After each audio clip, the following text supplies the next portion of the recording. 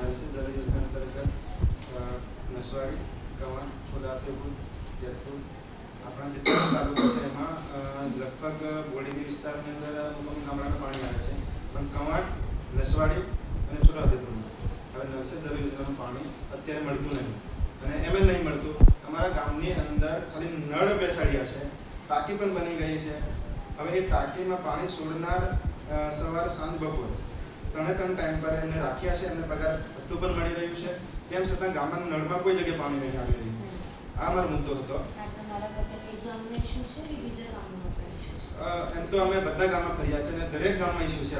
તમે રાજાવાડ, ચીખલી, કાકણપુર, નાકમ, માણકાથી લઈને આખો જે ઊંઠી સુધીનો પટ્ટો છે એમાં પણ નહીં, ત્યાંથી ઊંઠીથી સીધો છે અહીંયા સુધી છે, છોટાઉદેપુર સુધીનો આખા પટ્ટામાં પાણી નથી નરેશ જળ યોજનામાં.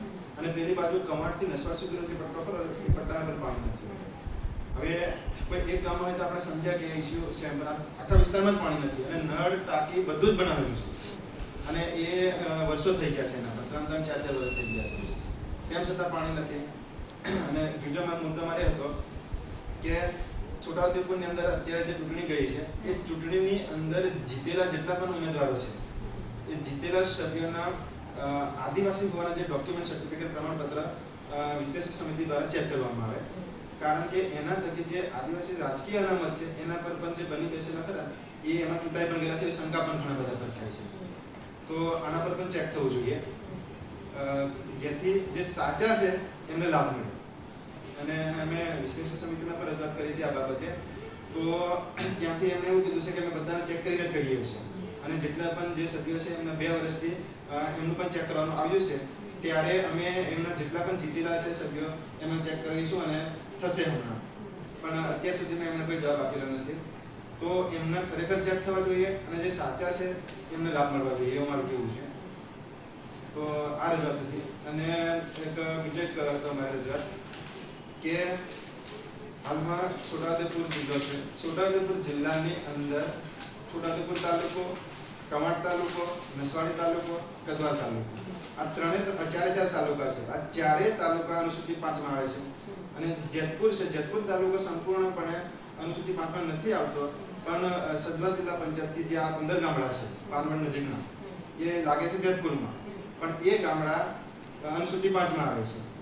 હવે પેલો વિસ્તાર જે બાકીનો છે અનુસૂચિ 5 માં નથી આવતો, તો આ જેટલો વિસ્તાર અનુસૂચિ 5 વિસ્તારમાં આવે છે એમાં 13 બંધારણ એ મુજબ એમ કહે છે કે એ વિસ્તારની અંદર ગમે તે કાર્ય પણ કરવું હશે ત્યારે એ ગામનું પંચ બેસે છે, એટલે રૂઢિગત ગ્રામસભા જેને કહેવાય, એની આપણે પરવાનગી લેવા પડશે.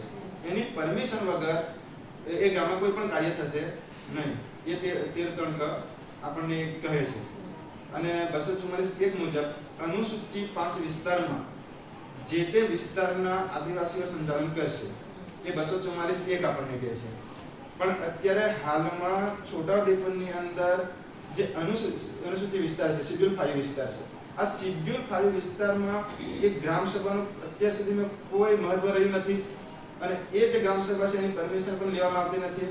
હમણાં થોડા ટાઈમની જ વાત તમને કરીએ, તુરખેડા કરીને ગામ છે, ત્યાં જમીન સર્વે માટે હાઇડ્રોપાવર પ્રોજેક્ટ અંતર્ગત આવેલા.